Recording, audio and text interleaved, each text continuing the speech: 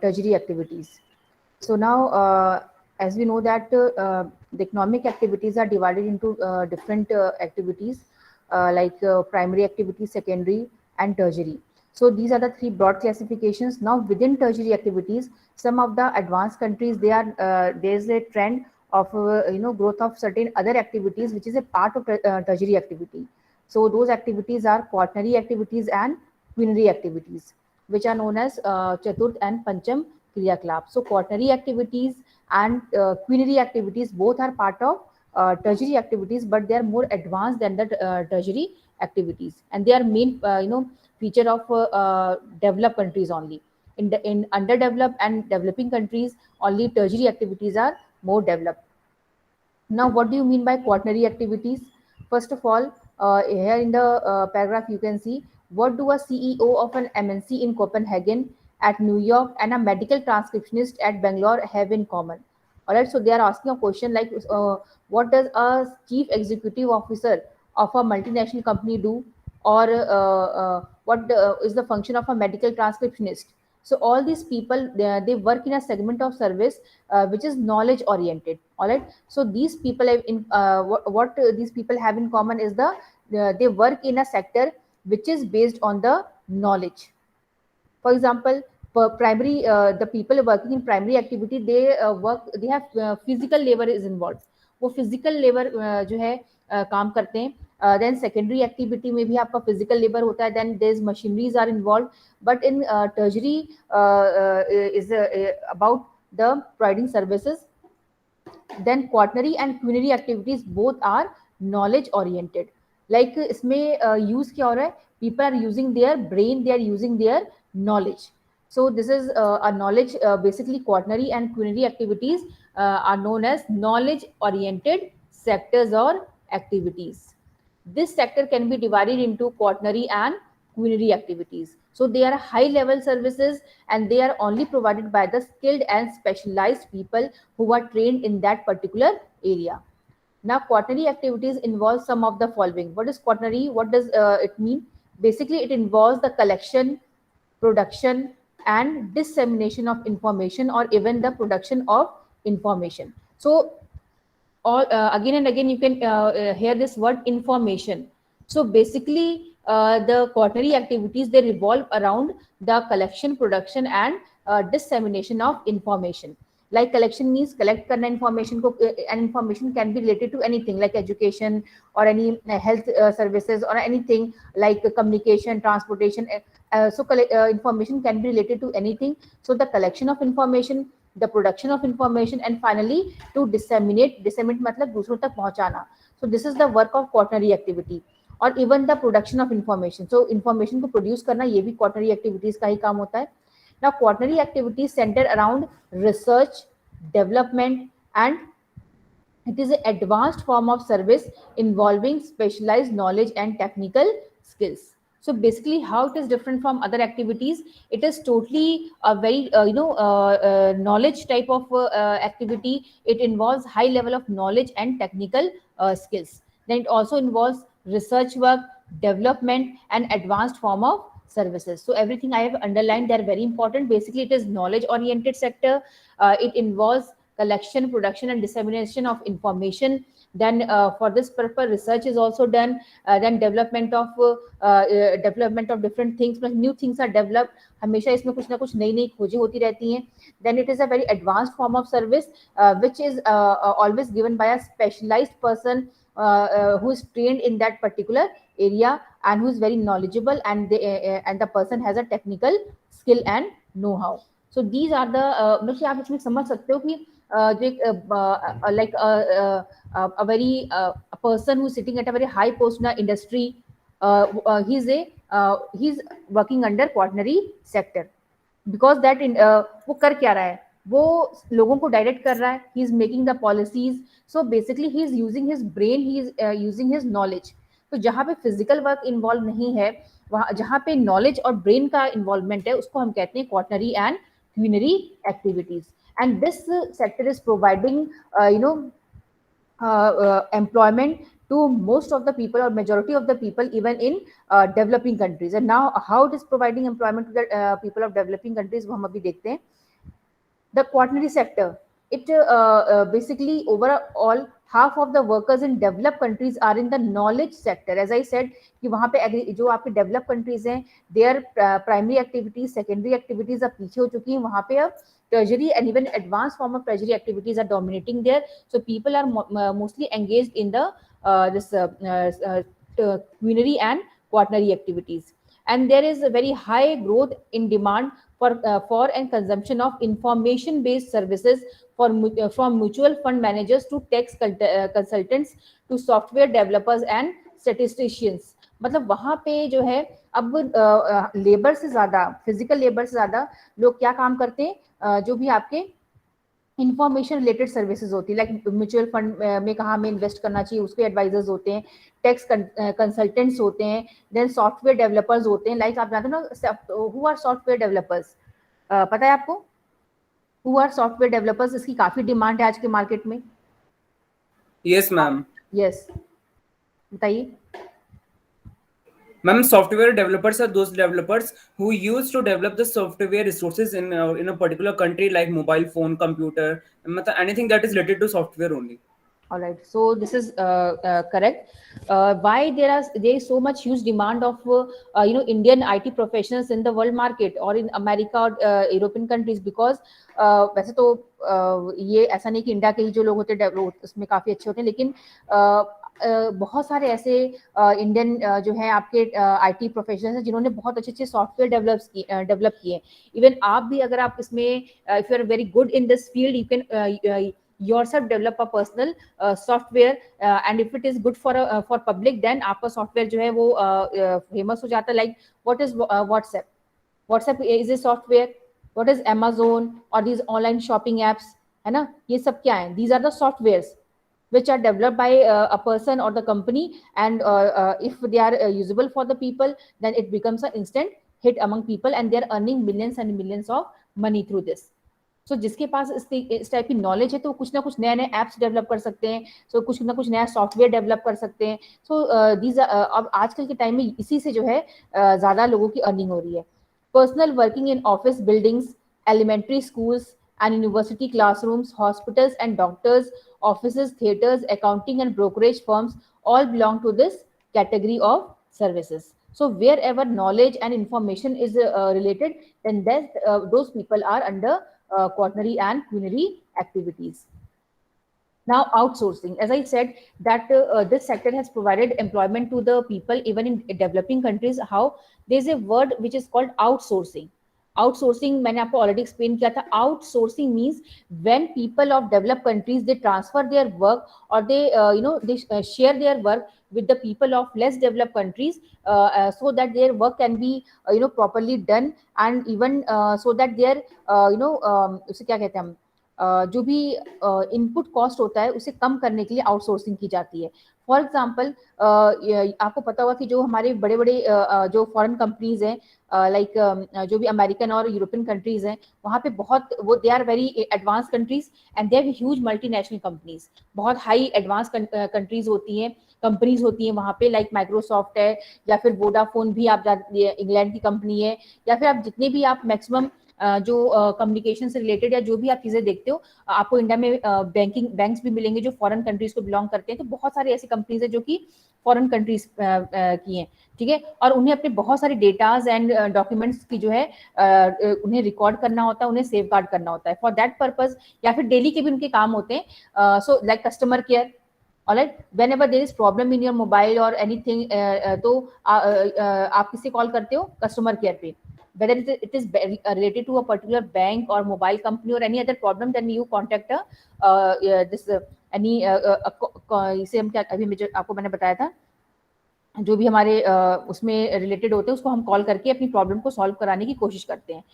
सो ये बेसिकली जैसे मैंने आपको बताया कि जैसे अमेरिका है, अब अमेरिका में मान लो सपोज किसी को प्रॉब्लम है कि उनका मोबाइल फोन ठीक से नहीं चल रहा है या उनको बैंक रिलेटेड कोई प्रॉब्लम है, ठीक है, तो वो क्या करते हैं, वो कॉल करते हैं जो है कि भी हमारा जो भी नंबर होता है उनका, अभी मैं कुछ टर्म यूज कर रही थी मैं भूल गई, जो उसे हम क्या कहते हैं, कस्टमर केयर. हाँ, तो वो कस्टमर केयर पे कॉल करते हैं.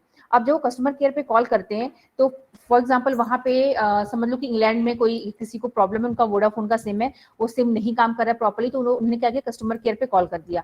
अब वो जो कस्टमर केयर की कॉल जा रही है, उन्हें ये नहीं पता है कि वो कस्टमर केयर की कॉल वो इंग्लैंड में नहीं जा रही है, वो कहाँ जा रही है, इंडिया और एनी एशियन कंट्री। और वहां पे बैठा हुआ जो आदमी है वो उनसे बात कर रहा है और वो उनकी प्रॉब्लम को सॉल्व कर रहा है।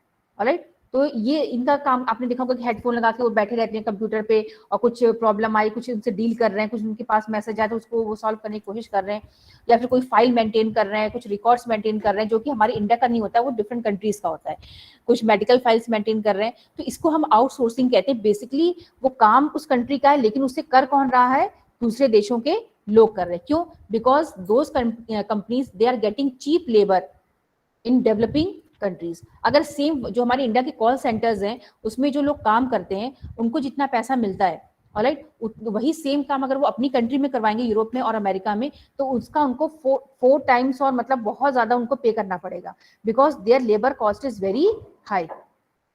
तो ये प्रॉब्लम है। तो वो लोग क्या करते हैं, अपने काम को अपने देश में ना करवा के वो इंडिया और जो हमारे डेवलपिंग कंट्रीज है वहां पे उसको आउटसोर्स कर देते हैं। They transfer their work to their information to these developing countries और under developed countries, so that they can get cheap labour and they can benefit from this system. So this process is known as outsourcing. So because of outsourcing, both the countries are getting benefit. Those who are outsourcing their work, they are getting cheap labor, and those people and people from developing countries or underdeveloped countries, they are getting huge amount of employment. Although it is a different matter that they are getting 12,000, 20,000 rupees, but but a number of youth are there, they are getting employment in call centres and different outsourcing जो offices होते हैं वहां पे उनको job मिलती है। तो अब now people are not just dependent on the common things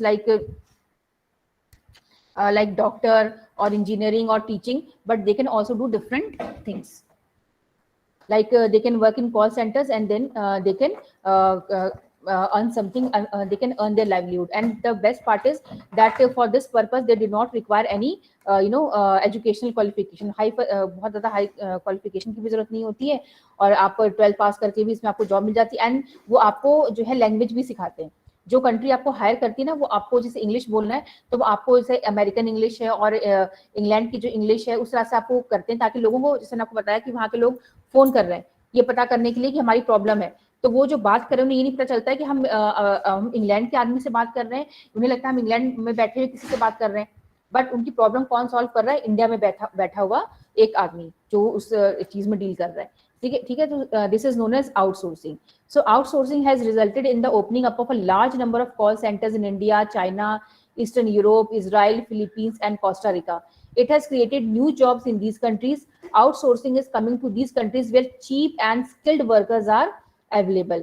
See, benefit kya hai that Indian people, they are skilled also. They can speak fluent English. So this is a major benefit for the companies. तो उन्हें just थोड़ा सा mould करना होता है American और English, जो भी इंग्लिश है उस कंट्री की उस टाइप से, और वो उनको चीप लेबर अवेलेबल हो जाते हैं. These are also out migrating countries. ये आउट माइग्रेटिंग कंट्रीज है बिकॉज यहाँ से मैक्सिमम लोग जो होते हैं नौकरी की तलाश में, they use to migrate to different countries. So opening of the call centers or the system of outsourcing, it has also reduced the out migration of the people from these countries. Now people are not out migrating, they are settling in their own country so that they can do job in these call centers. So outsourcing countries are facing resistance from the job seeking youth in their respective countries. But the outsourcing countries, जो countries ये job outsource कर रही हैं, अपने देशों से बाहर भेज रही हैं, वहां पे उनको समस्या फेस करनी पड़ रही है. लाइक वहां के जो यूथ है, जो काम करने वाले लोग हैं, उनको इस बात से बहुत प्रॉब्लम है कि इससे तो जो हमारी जॉब जा रही है, क्योंकि जो कंपनीज हैं वो अपना काम बाहर भेज देती हैं और जो वहां के यूथ हैं वो बेरोजगार रह जाते हैं. तो ये काफी जो है प्रॉब्लमेटिक चीज है. The comparative advantage is the main reason for continuing outsourcing. So the main reason of outsourcing, first of all you should know what is outsourcing. Outsourcing is the transmission, or it is the transferring of the work related to knowledge or information to other countries. And why? Because so that the files can be maintained, so that data can be stored and proper information can be maintained. And why this outsourcing is done? The main reason is the advantage.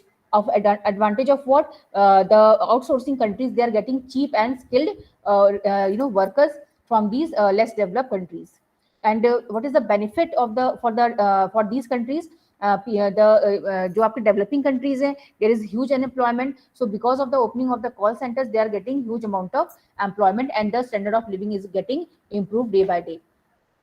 Now new trends in quinary services include now quinary services के example हम देख रहे हैं, knowledge processing outsourcing, this is very important, KPO.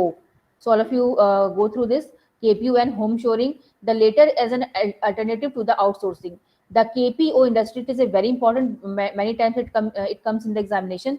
The KPO industry is distinct from business processing outsourcing, BPO. जो हमारे देश में काम होता है उसे हम कहते हैं business processing outsourcing. All right. As it involves highly skilled workers. KPO का मतलब क्या होता है? Knowledge processing outsourcing. It is information driven knowledge outsourcing. KPO enables companies to create additional business opportunities. Examples of KPOs include research and development, R&D activities, then e-learning, business research, intellectual property research, legal profession and banking sector. सी अब उसी में जो और advance होता है उसको हम किस में लेते हैं? क्विनरी एक्टिविटीज में लेते हैं, जिसमें एक पार्ट है, बेस्ट एग्जांपल है आपका KPO, नॉलेज प्रोसेसिंग आउटसोर्सिंग. इसमें भी काम को आउटसोर्स किया जाता है, लेकिन उस काम को आउटसोर्स किया जाता है which is highly intellectual, which is highly knowledgeable, like research and development, e learning से रिलेटेड कोई काम हो तो, देन बिजनेस रिसर्च, बिजनेस के मामले में रिसर्च वर्क हो गया, इंटेलेक्चुअल प्रॉपर्टी रिसर्च हो गया. मतलब जो जितने भी रिसर्च होते हैं ना, रिसर्च मतलब क्या होता है? जब आप when you try to develop something new, और जब हम कुछ नया करने की कोशिश करते हैं तो उसमें बहुत ज्यादा ब्रेन का इस्तेमाल होता है, बहुत इंफॉर्मेशन चाहिए हमें, बहुत ज्यादा उसमें रिसर्च वर्क करना होता है. So all the research activities are under the KPO और the quinary activities. Legal profession and the banking sector, तो हर एक्टिविटी में रिसर्च होता रहता है, कुछ ना कुछ नई चीजों का ओरिजिन होता रहता है, तो वो किस में आता है? KPO में आता है. KPO is basically knowledge processing outsourcing. तो ये आउटसोर्सिंग का मैंने आपको ऑलरेडी जो है ये सब बता दिया है, आप इसको एक बार रीडिंग कर लीजिएगा. अच्छा, ये क्विनरी एक्टिविटीज यहाँ से स्टार्ट हो गया था, शायद मैंने ये उधर से ही पढ़ा दिया. अच्छा, ये जो हमने आउटसोर्सिंग पढ़ा है, ये सबका सब हमने किस में पढ़ा है? क्विनरी एक्टिविटीज में. ठीक है. सो ना क्विनरी एक्टिविटीज का मैंने सबको तो बता ही दिया, आपको बस इसका इंट्रोडक्शन नहीं बताया था. ना quinary activities, the highest level of decision makers और policy makers perform quinary activities. So quaternary activity is basically knowledge oriented activities, and quinary activities they are just related to quaternary only, but it consists of the highest level of decision makers or policy makers. These are subtly different from the knowledge based industries that the quinary sector in general deals with. So quinary और quaternary में difference क्या है? Quaternary is a knowledge oriented activity and quinary activities are research based activities, जहाँ पे high level of research होता है, then decision makers होते हैं इसमें, और आपके पॉलिसी मेकर्स होते हैं.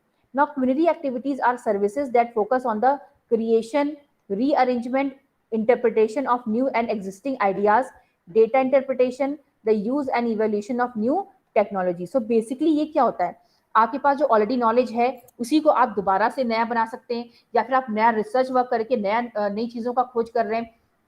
These are the part of culinary activities. Like आपने जेनेटिक एग्रीकल्चर के बारे में सुना होगा, जेनेटिक इंजीनियरिंग है, बायोटेक्नोलॉजी है. सो ये सारे नए फील्ड्स हैं जहाँ पे हमेशा रिसर्च वर्क चलता रहता है.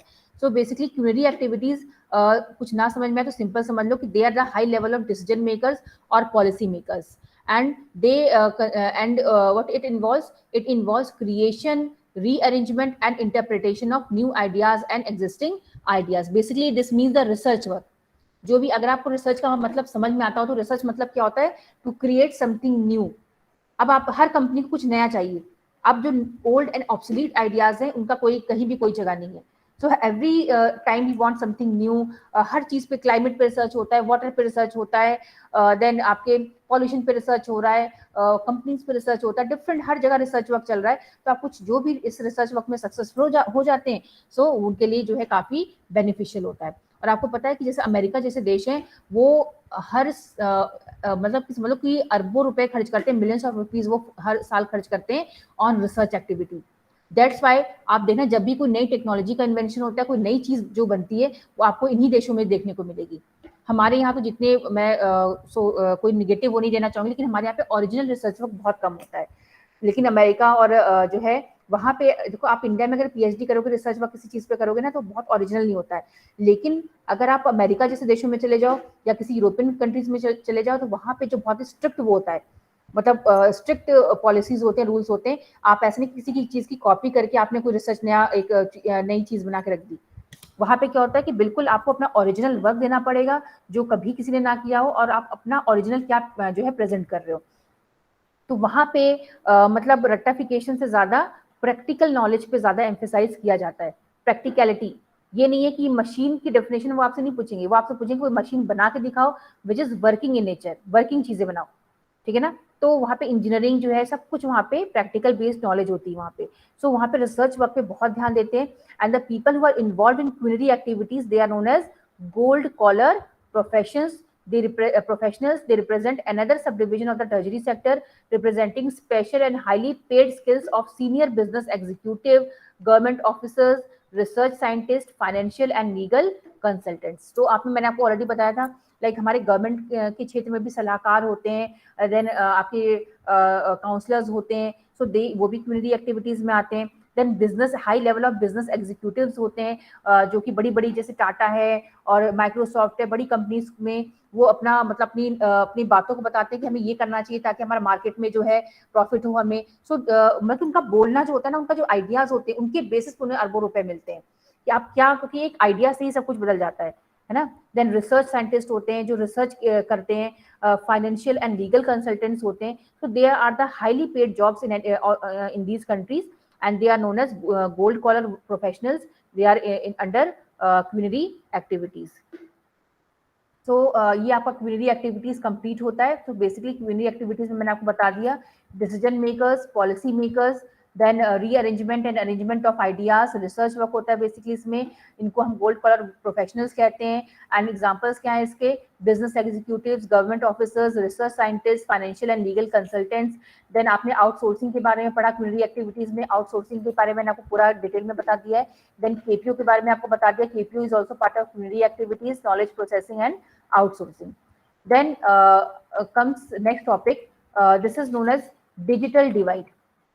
Right? Digital divide. Basically, it is also a very good question for examination. Digital divide basically it is a divide, or it is a gap between those people who are between those countries who are ahead in the information and technology system, and those countries who are behind or who lag behind in IT sector, ICT, information and communication technology, जिसको हम short में क्या कहते हैं, ICT। Alright, अब basically मैं इसको मतलब बता रही हूँ आपको। डिजिटल डिवाइड, तो कई बच्चे इसको डिजिटल पैनिक क्या सोचते हैं। बेसिकली डिजिटल डिवाइड जो है आपका ICT से रिलेटेड है, इंफॉर्मेशन एंड कम्युनिकेशन टेक्नोलॉजी। अब ये तो पहले तो आपको इतना याद रखना, डिजिटल डिवाइड जैसे वर्ड आया आप समझ जाओगे, it is related to ICT, information and communication technology. Now world में अगर आप एक आप देखेंगे, there are certain countries who are who possess good ICT technology, ठीक है, हु आर अहेड, मतलब वो काफी आगे हैं। All the European, maximum European countries, then American countries, even India also. So we possess a very good digital or information and communication technology technique. So this is so we are ahead, whereas there are certain countries like African countries और बहुत सारे Asia के भी देश हैं जो कि information and communication technology में काफी पिछड़े हुए हैं। इसी गैप को हम क्या कहते हैं, डिजिटल डिवाइड। समझ में आया आप लोगों को, यस और नो? आप लोगों को समझ में आया बच्चों? Yes ma'am. मैं एक और बात बताती हूँ आपको, इंफॉर्मेशन एंड कम्युनिकेशन टेक्नोलॉजी। आप ये तो जानते हो ना कि पूरे विश्व में आजकल जो है सबसे इंपॉर्टेंट चीज क्या हो गई है, सॉफ्टवेयर डेवलपमेंट और इंफॉर्मेशन एंड कम्युनिकेशन टेक्नोलॉजी, जिसको हम ICT कहते हैं। बट कुछ देश ऐसे हैं जो इसमें काफी आगे हैं, एडवांस है, और कुछ देश ऐसे हैं जो इसमें काफी पिछड़े हुए हैं। तो ये जो एडवांस कंट्रीज हैं who possess better ICT technology than those countries who lag behind in ICT, this gap between them is known as digital divide. So digital मतलब क्या हो गया, ICT टेक्नोलॉजी के मामले अगर हम इंडिया और हम पाकिस्तान या हम अपनी कंपैरिजन बांग्लादेश या हम अपनी कंपैरिजन अफ्रीकन कंट्रीज के साथ करें तो India is ahead of these countries in ICT. हम लोग भले ही हम लोग अभी डेवलपिंग कंट्रीज हैं, लेकिन हमारा जो सॉफ्टवेयर डेवलपमेंट है, हमारे आईटी प्रोफेशनल्स, वो वर्ल्ड नोन है, उन्हें पूरे वर्ल्ड में रिस्पेक्ट मिलता है। ठीक है, इवन माइक्रोसॉफ्ट में अगर आप जाएंगे या फिर आप सैन फ्रांसिस्को जाएंगे, जो सिलिकॉन वैली, वहाँ पे मैक्सिमम जो लोग होते हैं वो इंडियन ओरिजिन के होते हैं। तो हमारी जो डिजिटल टेक्नोलॉजी, जो आईसीटी टेक्नोलॉजी, वो बहुत ही एडवांस है। ठीक है, similarly European countries, American countries की भी है, बट जो हमारी अफ्रीकन कंट्रीज हैं और एशिया में और भी बहुत सारे देश हैं या साउथ अमेरिका में, वहाँ उनके पास आईसीटी टेक्नोलॉजी बहुत एडवांस लेवल की नहीं है। They have to borrow from other countries. So this gap between those who have it and those countries who lag behind in this is known as digital divide. इसको हम अंकीय विभाजन कहते हैं हिंदी में। So एक बार हम इसको रीड भी कर लेते हैं। Opportunities emerging from the information and communication technology based development is unevenly distributed across the globe. So कुछ कंट्रीज जो है ज्यादा बेनिफिटेड होते हैं आईसीटी टेक्नोलॉजी से और कुछ के पास कम है ये technology. There are wide-ranging economic, political, and social differences among countries. How quickly countries can provide ICT access and benefits to its citizens is the deciding factor. तो कुछ देश ऐसे हैं जहाँ पे हर एक नागरिक को आईसीटी टेक्नोलॉजी जो है उसको प्रोवाइड की गई है। आप अब जैसे अमेरिका के किसी गांव में भी चले जाओ, किसी भी एरिया में चले जाओ, वहाँ पे एक सरकारी स्कूल जो है गांव में, मतलब गांव के नाम पे, वहाँ पे तो गांव भी जानते हो एडवांस ही होते हैं। तो अब आप यूरोप में चले जाओ, आप अमेरिका में चले जाओ, तो वहाँ पे हर एक इंसान, कोई ऐसा नहीं हो जिसके पास कंप्यूटर ना हो, जिसके पास अपना लैपटॉप ना हो, या फिर जहाँ पे नेटवर्क ना पहुँचता हो। मतलब हाईटेक सिटीज है। आप जापान ले लीजिए, आप इवन चाइना में भी मैक्सिमम जो है आपका पूरा हाईटेक है। वहाँ पे तो ऐसा सिस्टम है कि आपको जो है पानी, जैसे आप रेलवे स्टेशन पे हो, आप जैसे कि एयरपोर्ट पर हो, ऐसी बहुत सारी जगह है, कॉमन जगह भी है। तो वहाँ पे हमारा जो है आप विदाउट आप सेंसर के थ्रू आप पानी वहाँ से जो है, आपको टैप टच करने की जरूरत नहीं है, आप थ्रू सेंसर ही आप पानी बाहर आता है और आप उसको जो है आप पी सकते हो। तो ऐसा और भी तो बहुत ही छोटी चीजें, लेकिन बहुत सारे ऐसे कि आप जाओगे, मान लो कभी शंघाई जाओ, आप कभी न्यूयॉर्क जाओ, आपको लगेगा यार ये तो बहुत ही एडवांस देश है। मतलब आपको कुछ तो ऐसा देखने को वहां पे मिलेगा ना, कि आपको वहां पे लगेगा कि यहाँ तो हर चीज बनी, यहाँ पे तो देखो बिल्डिंग्स ऐसी हैं, तो यहाँ पे तो हर चीज, हम किसी मॉल में जा रहे हैं तो आपको वहाँ पे कुछ नई टेक्नोलॉजी देखने को मिल जाएगी, है ना। तो वहाँ पे हमें वहाँ पे कुछ और अलग चीज देखने को मिल जाएगी। तो ये सब क्या है, जैसे आप कभी किसी मॉल में गए हो, आप वॉशरूम में जाइए, तो वहाँ पे आप देखते हो ना, सेंसर आप हाथ करते हो, आपका हाथ जो है वो ड्राई हो जाता है सेंसर के थ्रू। तो ये भी आपका टेक्नोलॉजी है। लेकिन बहुत सारे देशों में आपको ये भी टेक्नोलॉजी अवेलेबल नहीं होगी। और भारत के हर गाँव में आप देखिए, तो गाँव में अभी भी बहुत लोग ऐसे हैं जिनके पास मोबाइल नहीं है या फिर जिनके पास आईसीटी टेक्नोलॉजी नहीं है। अब विदेशों के हर बच्चे के पास, फॉरेन कंट्रीज में मुझे लगता है हर बच्चे के पास अपनी अपनी टेक्नोलॉजी होगी कि वो ऑनलाइन आराम से पढ़ लेते हैं, वहाँ पे कोई बहुत दिक्कत नहीं है। लेकिन हमारे देश में क्या है, अभी भी हमारे बहुत सारे ऐसे बच्चे हैं जो इन चीज़ों को नहीं अवेल कर सकते, या फिर कनेक्टिविटी की इशू है, या तो उनके पास अपने पर्सनल डिवाइसेस नहीं है। अब डेवलप कंट्रीज में तो गवर्नमेंट स्कूल्स में ही बच्चों के पास अपने स्कूल के पर्सनल जो होते हैं डिवाइसेस होते हैं, चाहे वो लैपटॉप हो, चाहे जिस तरह तरीके से भी प्रोवाइड किए गए। तो ये है चीज की जो एडवांस कंट्री, वहाँ पे हर एक नागरिक के पास आईसीटी के बेनिफिट्स पहुंचते हैं, लेकिन जो पिछड़े हुए देश है वहाँ पे हर व्यक्ति के पास आईसीटी के बेनिफिट्स नहीं पहुंच पाते हैं। अब आप सोच लीजिए कि हमारे देश में अभी भी कुछ ऐसे परसेंटेज होगी जिनके पास मोबाइल्स नहीं होंगे। While developed countries in general have surged forward, the developing countries have lagged behind, and this is known as digital divide. So developed countries are ahead and developing countries are behind. Similarly, digital divide exists within countries also. For example, in a large country like India or Russia, तो digital divide जो है आपका एक देश के अंदर भी हो सकता है। फॉर एग्जाम्पल, जैसे मैंने अभी आपको example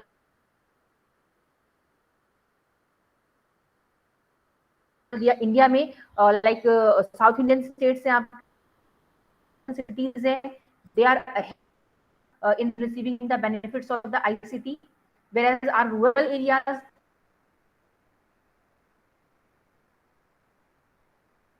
they are very far, ना वहाँ पे नेट की सुविधा है, ना वहाँ के बच्चों के पास, तो मतलब जैसे आप तो अभी में ऑनलाइन एजुकेशन आप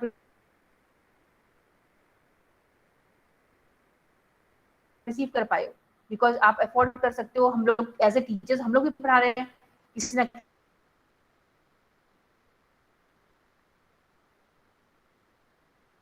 तरह से आप लोगों को, बट अब स्कूल में देखिए तो वहाँ पे बच्चे बहुत कम है, ये नहीं बोल सकती नहीं किया, लेकिन हम तरीके से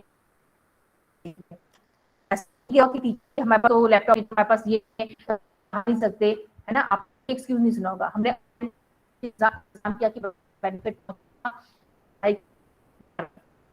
आपको मटेरियल भेज देते हैं, रिकॉर्ड करके भेज, फिर हमारे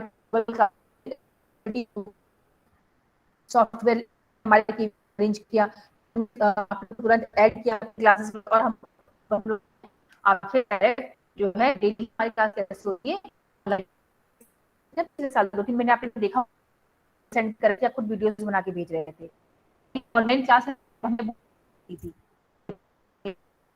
हमारे जो छोटे से बच्चा मोबाइल नहीं, नेट की फैसिलिटी या कुछ, तो ये और ये चीज आपको if you have to if you have any doubt you can ask me right now. Line number of important things are there, like tertiary activities. What is tertiary activity? Types of tertiary activity in the form of trade and commerce,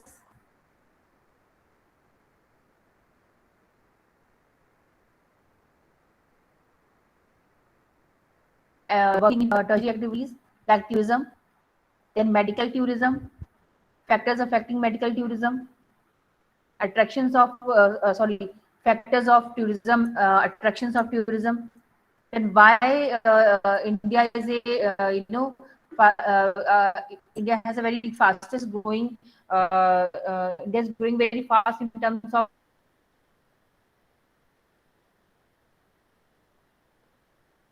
medical tourism. Why to come for medical tourism in India? 50 reasons. We came to study about this tertiary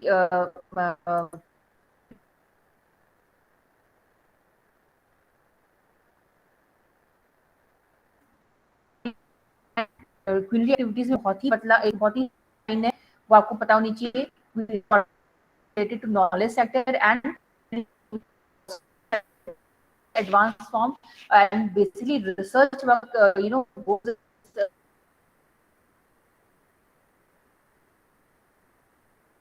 sector, and outsourcing is a very important part of this activity. We know about outsourcing क्या होता है, like R&D,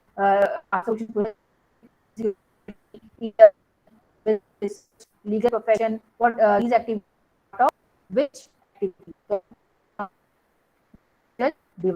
So these are the